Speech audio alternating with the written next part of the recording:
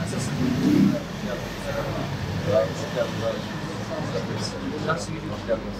Teşekkürler. Sizler nasılsınız? Allah'a şükür.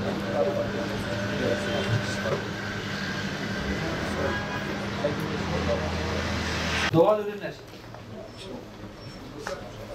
Biliyorsunuz Ahmetliler normayı, yemeği, biberi, güzel şeyleri seviyor. Size olarak tabii. Nasıl gidiyor? Çok. Şehzade denir zaten. Selam. Şükür bir şekilde gönderiyoruz. Çok şükür. Hamdolsun. Şu an başı.